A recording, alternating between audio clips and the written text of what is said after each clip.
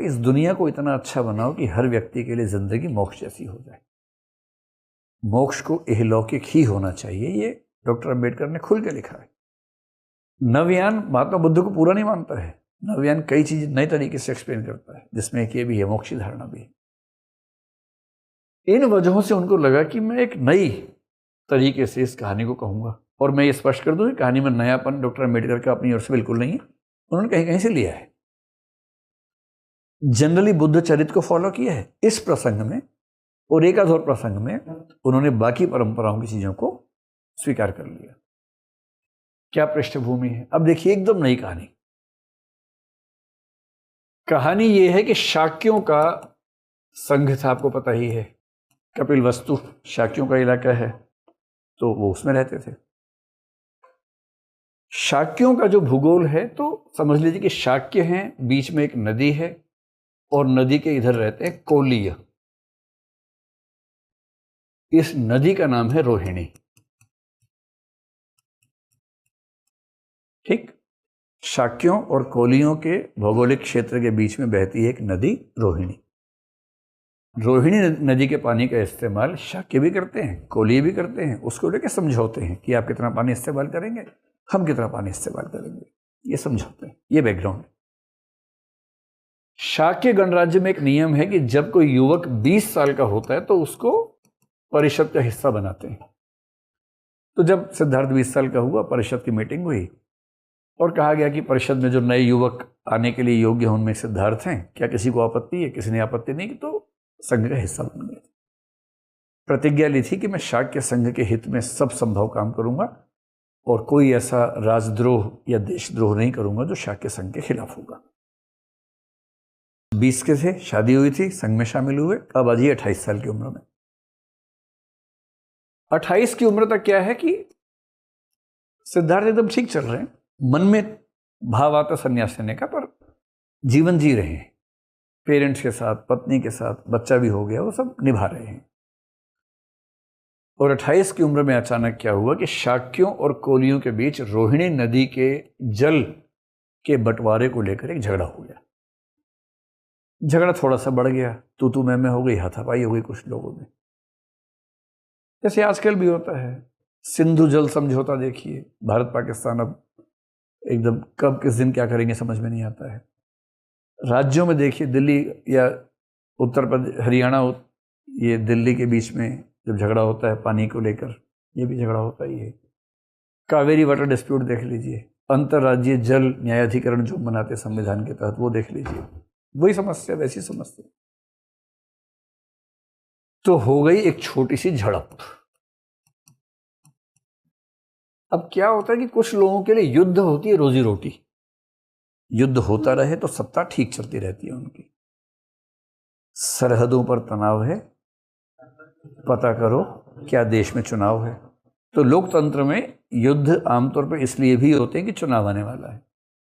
हमेशा इसलिए नहीं होते, लेकिन हाँ, एक बड़ी वजह ये हो सकती है क्योंकि युद्ध के समय लोगों के इमोशंस बहुत बढ़ जाते हैं, वो देश की सरकार या राज्य की सरकार को सपोर्ट करने के मूड में ज़्यादा आ जाते हैं। उसी माहौल में वोटिंग हो जाए तो इलेक्शन 5 साल के लिए या 4 साल के लिए जीत जाते हैं। ऐसा होता है, अक्सर होता है ऐसा। और युद्ध शुरू होते सबसे बड़ी बात क्या है, इमरजेंसी लग जाती है, इलेक्शन पोस्टपोन हो जाते हैं। अगर सरकार 4 साल की है मान लीजिए किसी देश में, और 3 साल 11 महीने बाद युद्ध शुरू हो गया, इमरजेंसी लग गई, और उसमें क्या घोषणा हुई, युद्ध खत्म होने तक यथास्थिति चलेगी। अब राजा चाहेगा युद्ध खत्म हो, चलता ही रहे, चलता रहे, उसी में रोजी रोटी है उसकी, चलता रहे। और सेनापति लोगों को कई बार क्या होता है, जैसे पाकिस्तान की सेना है, पाकिस्तान की सेना को जब तक युद्ध ना हो उनका अस्तित्व खतरे में आ जाता है।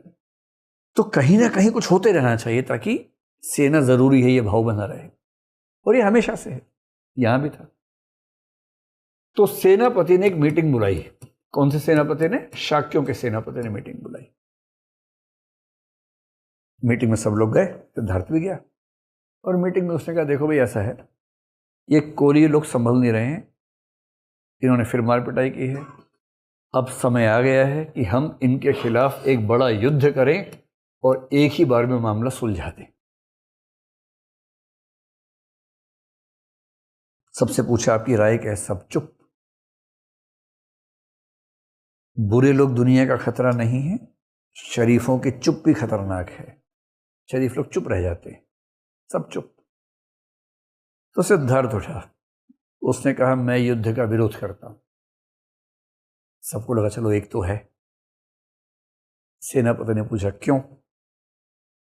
उसने कहा मुझे यह पता लगा है कि पानी विवाद की झगड़े की शुरुआत हमारे सैनिकों ने की थी। हम ये कैसे मान लें कि विवाद की शुरुआत कोलियों ने ही की है और हमें उनको दंड देना ही चाहिए? ये बात आज कहना आसान है कि हमारे सैनिकों ने शुरुआत की थी। बड़ा मुश्किल काम है, किसी भी देश में बड़ा मुश्किल काम है।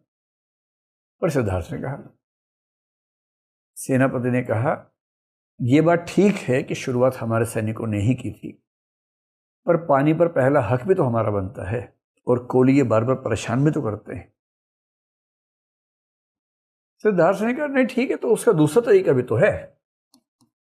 उसका तरीका यह है कि हम यहां से 2 व्यक्तियों को तैनात कर देते हैं, उनसे कहते हैं कि वो भी 2 व्यक्तियों को भेज दें और ये 4 व्यक्ति मिलकर किसी एक को और जोड़ लें और ये 5 लोगों का न्यायाधिकरण या पंचायत बना दीजिए, वो मिलकर फैसला कर लेंगे। इसमें युद्ध की क्या जरूरत है?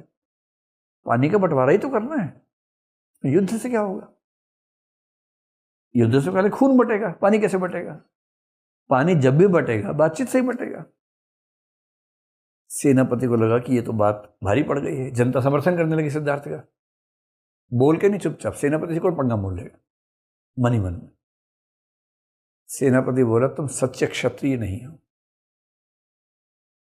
उसने कहा मैं क्षत्रिय होने का मतलब बिना बात के हिंसा करना नहीं समझता हूं।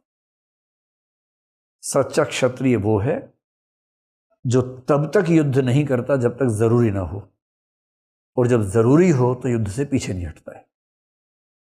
गैर जरूरी युद्ध करना क्षत्रिय होने की निशानी नहीं है, और मैं इसे गैर जरूरी युद्ध मानता हूं।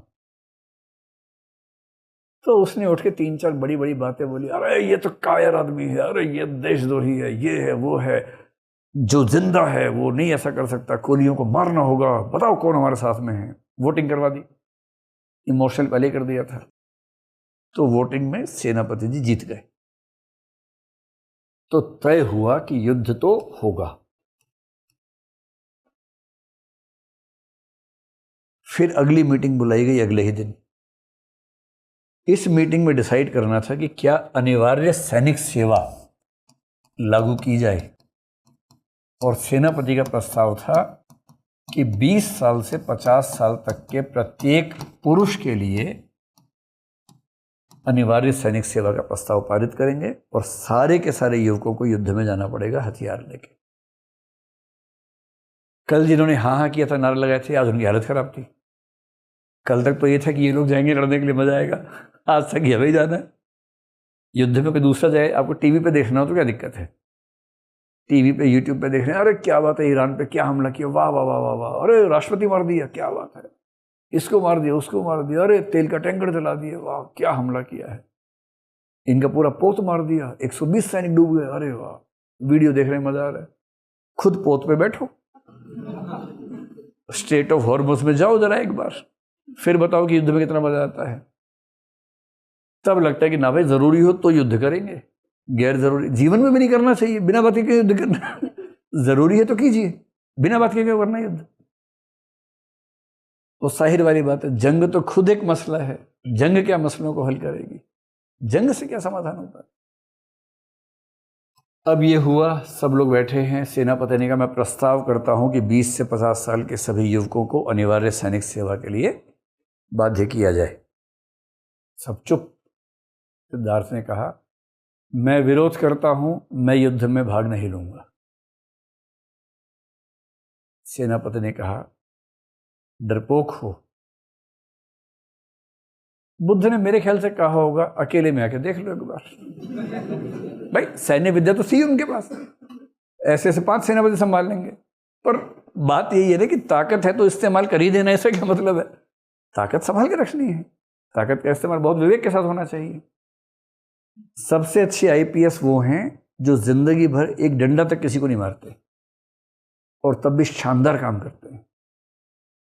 ताकत है इस एहसास से ही काम हो जाते हैं, ताकत के दुरुपयोग की जरूरत नहीं पड़ती है। बात बात पर ठाएं ठाएं करने वाले वो समझदार लोग नहीं होते हैं। ताकत है, अच्छी बात है, ताकत का दुरुपयोग क्यों करना है? तो सेनापति ने कहा, आपको पता है कि ऐसा करने पर हम आपको दंड दे सकते हैं, और आपने शाक्य गणतंत्र के पक्ष में जीवन जीने की शपथ ली थी। सिद्धार्थ ने कहा, मैं तो शाक्य गणतंत्र के पक्ष में ही बात कर रहा हूँ, विरोध में तो आप बात कर रहे हैं, मैं तो पक्ष में ही हूँ, शपथ भी मुझे ध्यान है, और मैं युद्ध को शाक्य गणतंत्र के पक्ष में मानता ही नहीं, इसलिए मैं इसे समर्थन नहीं करूंगा।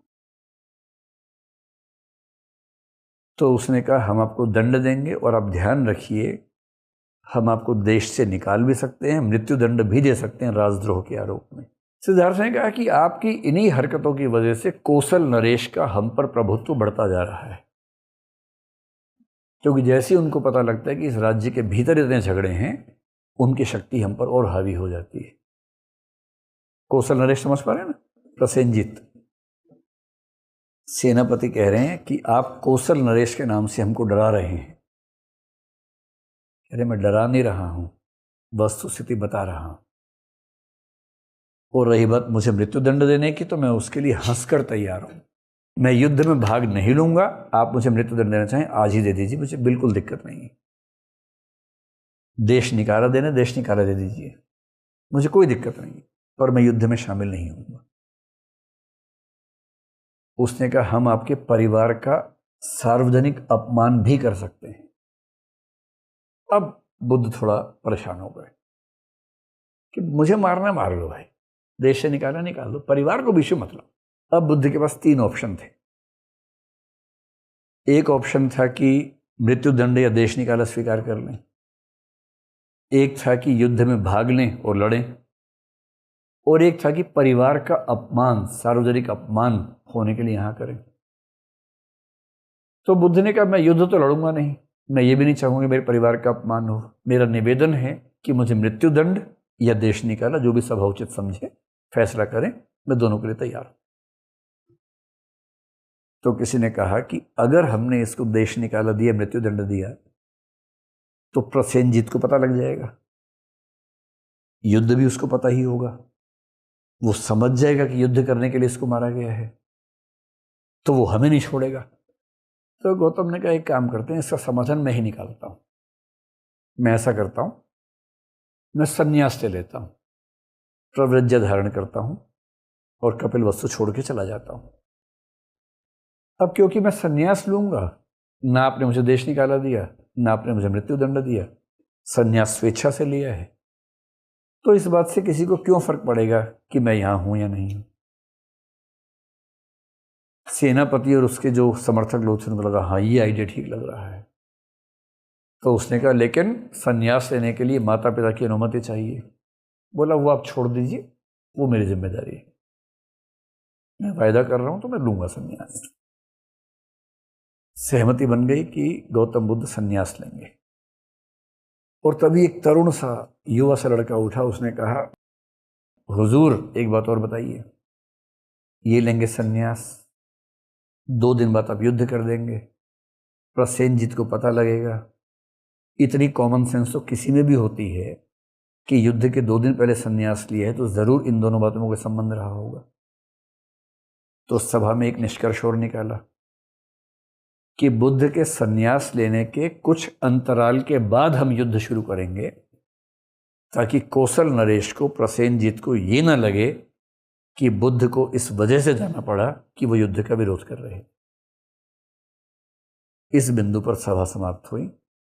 गौतम बुद्ध का महाभिनिष्क्रमण इसलिए नहीं था कि एक मुर्दा देख लिया, एक बूढ़ा देख लिया, एक बीमार देख लिया, इसलिए था कि अपने समाज को, अपने राज्य को एक अवांछित युद्ध से बचाने के लिए उन्होंने अपनी ओर से बेस्ट एफर्ट किया। वो एफर्ट चला नहीं चला अलग बात है, और ये बात ध्यान रखना है, ये डॉक्टर अंबेडकर की व्याख्या है, कई और लोगों की व्याख्या है, ये बुद्ध चरित्र की व्याख्या नहीं है। तो इस पर ऐसा नहीं है कि हमें सहमत होना जरूरी है, लेकिन हाँ, एक इंटरप्रिटेशन उन्होंने ये की है। अब यशोधरा का महत्व देखिए। अब बुद्ध पहुंचे अपने घर। अच्छा, ऐसी खबरें पहले पहुंचती है कि बुद्ध के पहुंचने के बाद पहुंचेंगी? खबरें पहले पहुंच जाती हैं, सारी खबरें पहले पहुंच गई हैं। बुद्ध घर गए हुए हैं, और घर में शुद्धोधन बाबू एकदम शमशान घाट जैसा माहौल बना रखा है घर के अंदर। जैसे ही घर पहुंचे शुद्धोधन और महाप्रजापति उनके तरफ गए कि ये क्या कर दिया बेटा तुमने। बोले क्या कर दिया। सेनापति युद्ध के लिए लोगों को भड़का भड़का के जब एक तरफ कर सकता है और लोग इतने भी विवेकशील नहीं है कि युद्ध नहीं करना चाहिए, तो कोई तो बोलेगा।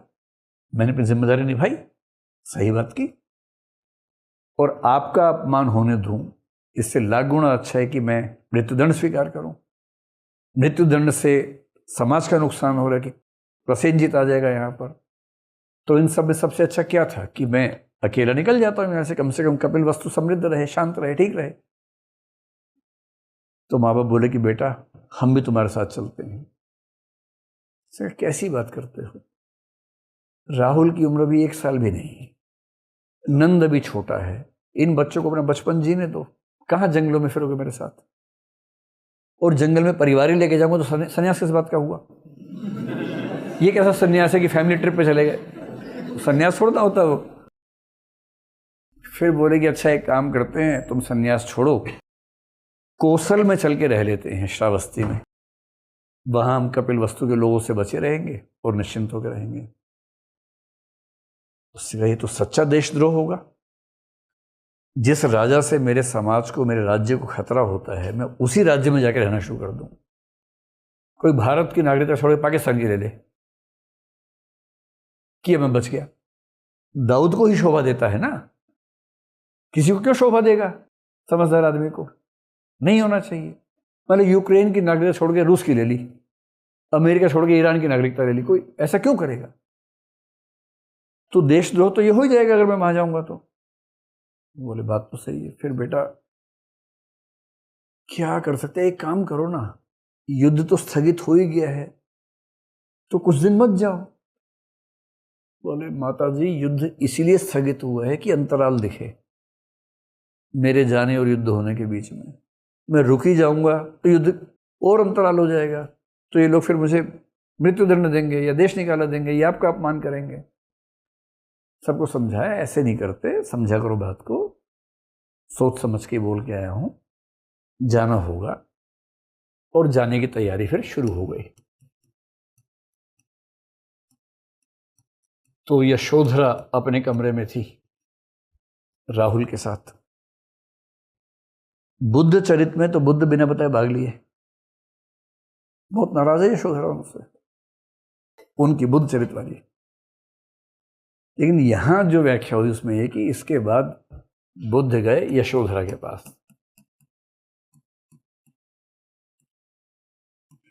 देखिए 1920 के आसपास महर्षि शरणगुप्त ने किताब लिखी थी यशोधरा। उसमें यशोधरा को बहुत ही महान तरीके से पेश किया। कैसे पेश किया, एक तो यशोधरा इस बात से बहुत नाराज है कि मुझे बिना बताए चले गए। एक कविता बहुत प्रसिद्ध है, सखी वे मुझसे कह कर जाते, मतलब सिद्धि हेतु स्वामी गए यह गौरव की बात, पर चोरी चोरी गए यही बड़ा व्याघात। सखी वो मुझसे कह कर जाते, कह तो क्या वे मुझको अपनी पथ बाधा ही पाते।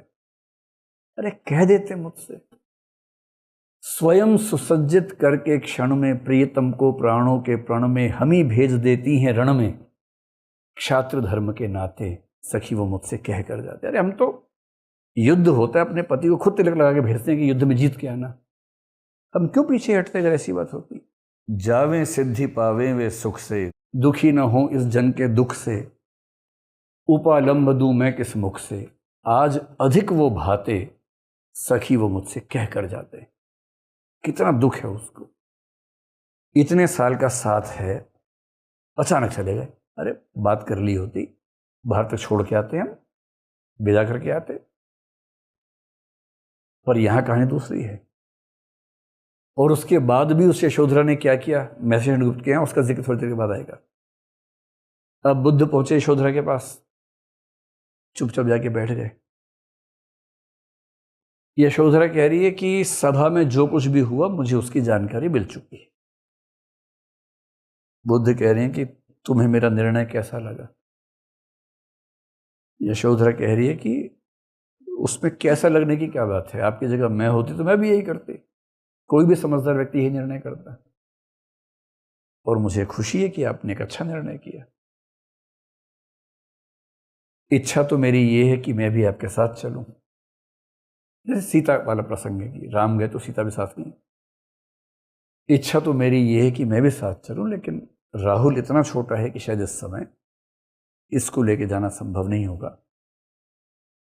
तो मैं आपको ये विश्वास दिलाती हूं कि राहुल की ओर से, अपने पिता, माता और नंद की ओर से आप निश्चिंत रहें। उन सब का ध्यान रखने की मेरी जिम्मेदारी है। आप उस चीज से एकदम निश्चिंत होकर अपने रास्ते पर जाएं। और तीसरी बात, अब आप जा ही रहे हैं तो कोई ऐसा मार्ग ढूंढिए, आपके मन में बड़ा आध्यात्मिक भाव रहता भी है, ये तो तात्कालिक कारण है जाने का। जा ही रहे हैं तो कुछ ऐसा रास्ता ढूंढिए जिससे पूरे समाज का कल्याण हो सके, पूरी मानवता का कल्याण हो सके, और मुझे भी इस बात का गर्व हो कि मेरे पति ने समाज के लिए कुछ बड़ा काम किया है। अब ये सुन के बुद्ध को कैसा लगा होगा? सीधी सी बात है, आंखों से आंसू आ गए होंगे। उनके मन में यशोधरा के लिए सम्मान इतना बढ़ गया, उन्होंने सोचा नहीं था कि ऐसा रिस्पॉन्स मिलने वाला है। और तब वहां से बुद्ध निकले हैं यशोधरा से पूरी सहमति लेकर। ये होता है एक परंपरा को डेमोक्रेटिक तरीके से रीडिफाइन करना। फिर अम्बेडकर वहां से, मतलब अम्बेडकर की किताब में फिर बुद्ध वहां से गए हैं। और जब गए हैं तो वो चाह रहे थे किसी को पता ना चले, चुपचाप चला जाऊं। केवल एक अपने कजन से कहा, महानाम से। अब बताओ कौन है महानाम? किसी का तो बेटा है, और जिसका बेटा है उसके नाम के अंत में दन आता है, क्योंकि सबके नाम में आता है शुद्धोदन, अमितोदन, शुक्लोदन, शाक्योदन, द्योतोदन, सब धन वाले ही हैं। कौन? शुक्लोदन। हाँ, तो महानाम जो है चचेरा भाई है, शुक्लोदन का पुत्र है। गौतम ने इनसे कहा कि भैया महानाम, वो जो वस्त्र होते हैं सन्यासियों वाले वो लेके पहुंच जाना भारद्वाज ऋषि के आश्रम में, वहीं जाके मैं सन्यासी बनूंगा, और किसी को बताना मत। पर ऐसी बातें कहाँ छुपती है। जब वो वहां पहुंचे तो माँ बाप वहीं खड़े हुए थे, पहले से जनता वहीं खड़ी हुई थी पूरी की पूरी। तो भारद्वाज ऋषि के आश्रम में पहुंचे और उन्होंने वो सब क्रियाएं करके उन्हें सन्यासी का वेश दिया। महानाम को उन्होंने अपने कपड़े और गहने दिए कि इसको तुम लेके जाओ। अब जब वो चलने लगे, पूरी जनता पीछे पीछे चल रही थी। चलते चलते पहुंच गए अनोमा नदी के निकट। बुद्ध चरित में अनोमा नदी के निकट कौन कौन पहुंचे हैं? बुद्ध के साथ छन्न और कंथक हैं सिर्फ। यहां पूरी जनता पहुंच गई है पीछे पीछे। अब सामने नदी है, नदी पार करनी है। अब बुद्ध ने घूम के सबको नमस्ते किया और कहा, देखो कहीं से तो जाना ही होगा वापस, तो यहीं से क्यों नहीं? लोग रो रहे थे। उन्होंने कहा, देखो मेरा जाना तो छोटी सी बात है, मैं तो कोशिश करके भी युद्ध नहीं रुकवा सका, पर अगर आप लोग चाहेंगे, कोशिश करेंगे तो युद्ध रुक जाएगा, और आप सबके घरों में किसी ना किसी का खून जो बह सकता है वो बच जाएगा। इसलिए कोशिश करो कि युद्ध ना हो। मेरा जाना छोटी सी बात है, लेकिन अगर मेरे जाने की कीमत पर भी युद्ध रुक सकता हो तो इससे बड़ी कोई बात नहीं है। और इसके बाद जनता लौट गई, बुद्ध अपने रास्ते पर आगे बढ़े। और आपके मन में सवाल आ सकता है कि बुद्ध ने जो ऐसी व्याख्या की, ये कहाँ से ली व्याख्या? क्या इसके पीछे कोई सोर्स है या हवा में इस बात को मान लिया है? 4 प्रेरणाएं थी बुद्ध के, इनके डॉक्टर अम्बेडकर के सामने। आपने कृष्णा जी अर्जुन केलुस्कर का नाम पता नहीं सुना कि नहीं सुना। ये वो व्यक्ति हैं जिनका असर अम्बेडकर के जीवन पर सबसे ज्यादा था। जब डॉक्टर अम्बेडकर ने 10वीं क्लास पास की तो वो दलित समाज में 10वीं क्लास पास करने वाले पहले व्यक्ति थे। वो चौथी से ही पहले व्यक्ति हो गए थे। जब चौथी क्लास पास की, बहुत बड़ा उत्सव हुआ कि हमारे समाज में पहली बार चौथी क्लास किसने की है। 10वीं की तो बहुत बड़ी बात हो गई। वहीं एक समाज सुधारक थे कृष्णा जी अर्जुन केलुस्कर। आपने सुना होगा ज्योतिबा फुले नाम के एक व्यक्ति, लगभग उसी समय, लगभग उसी इलाके में, वो पुणे में थे। और पुणे में उनका एक समाज था सत्यशोधक समाज। सत्यशोधक समाज के मेंबर थे कृष्ण जी अर्जुन केलुस्कर, तो समाज सुधारक थे। जब पता लगा कि 10वीं क्लास में इस बच्चे ने अच्छे नंबर लिए हैं और इनके पिताजी, डॉक्टर अम्बेडकर के पिताजी, रामजी सकपाल नाम था उनका, वो इनके मित्र थे किर्लोस्कर के। तो किर्लोस्कर साहब ने डॉक्टर अम्बेडकर को, तब वो डॉक्टर नहीं थे, बालक अम्बेडकर को एक किताब दी, अपनी ही लिखी हुई किताब दी। उस किताब का नाम था गौतम बुद्धाचे चरित्र। मराठी की किताब थी, 1898 में छपी थी। और ये किताब उन किताबों में है जिनमें गौतम बुद्ध को एक दैवीय व्यक्ति के रूप में दिखाने के बजाय एक सामाजिक क्रांतिकारी व्यक्ति के रूप में दिखाया गया था। तो ध्यान रखना है कि डॉक्टर अंबेडकर ने पहली बार जिस बुद्ध को पढ़ा वो ये वाले बुद्ध थे। और इस किताब में भी रोहिणी नदी का जिक्र आता है।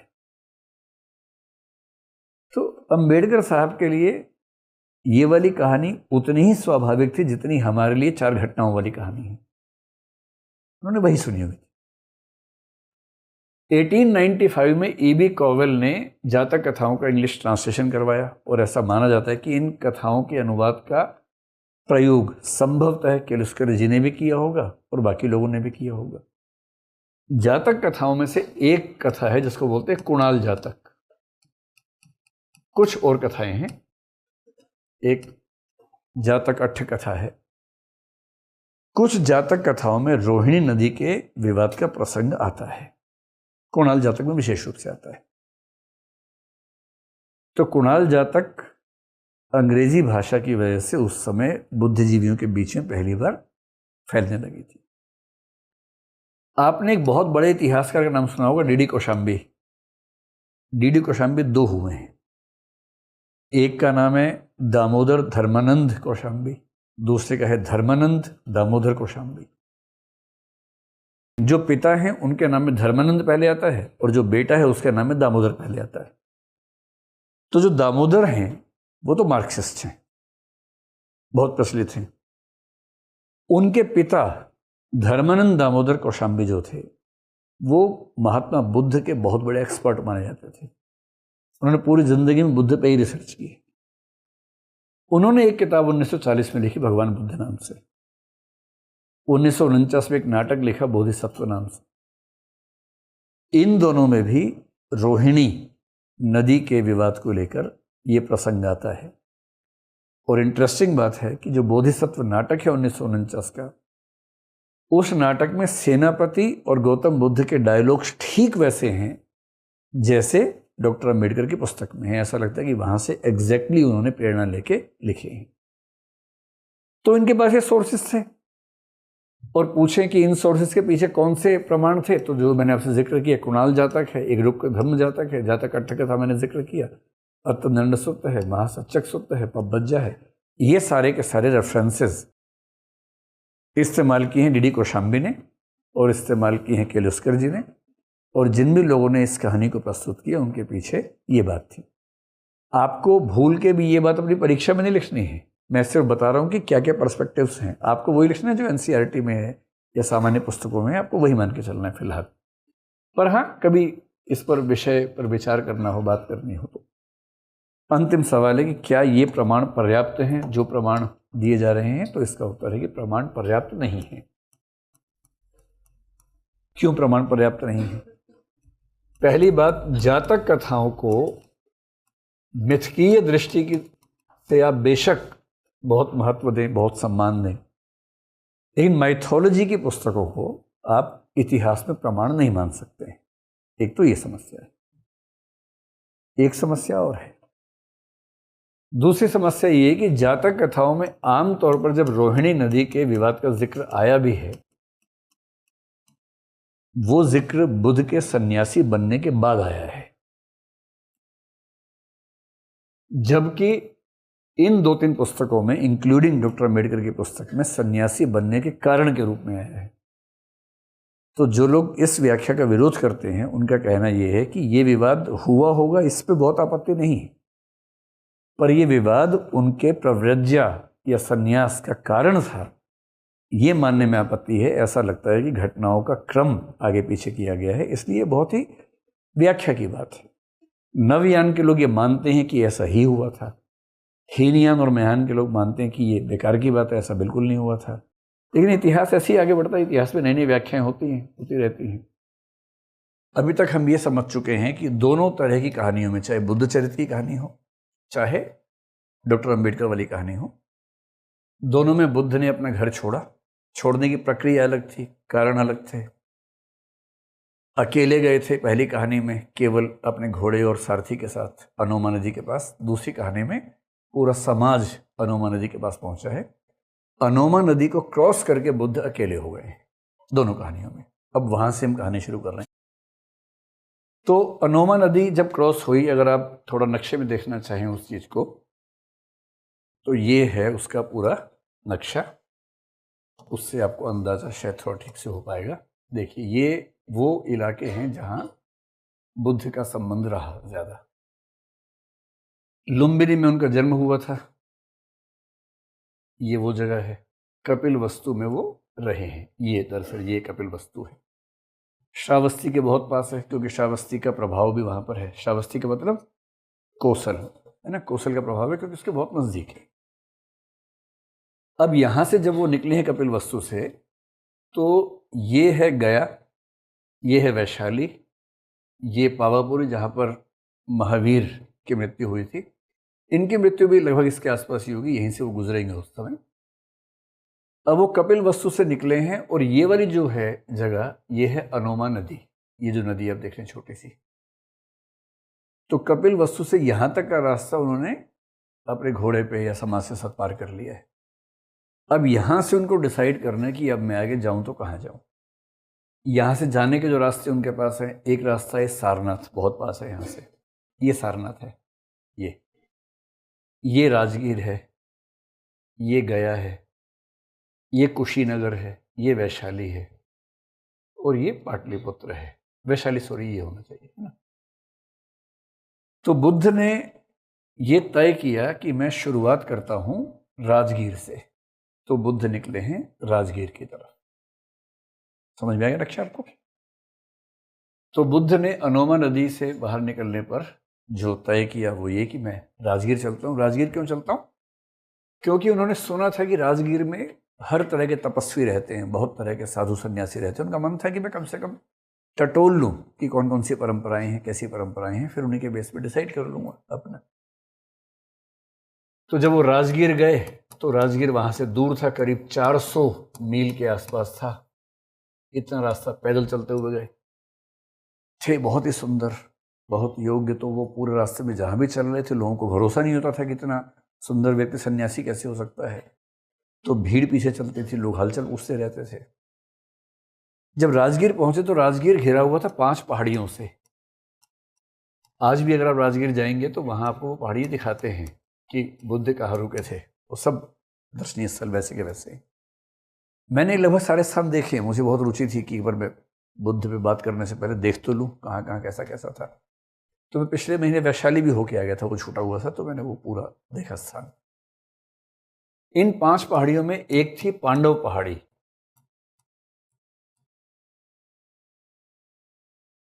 तो पांडव पहाड़ी के पास उन्होंने बनाई अपनी एक कुटिया और वहां आराम से रहना शुरू कर दिया।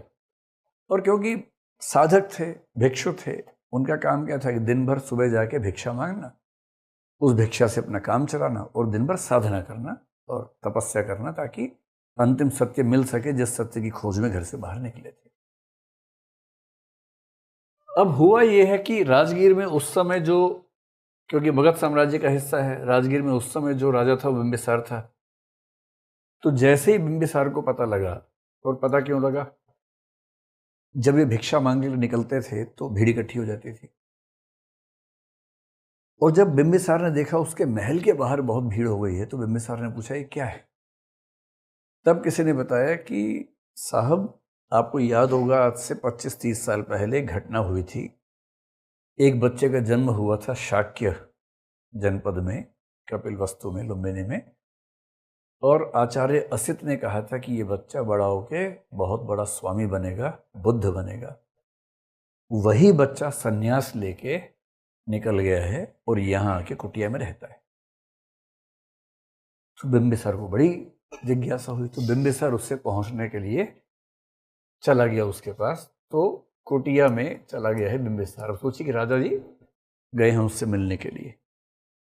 उसको देख के बिंबिसार का माथा ठनक गया कि ये तो 29-30 साल का इतना सुंदर युवक है, कहाँ इस चक्कर पड़ गया। बिंबिसार ने समझाया कि देखो भाई, तुम मेरे छोटे भाई हो, ये उम्र इन चीजों के लिए नहीं होती है।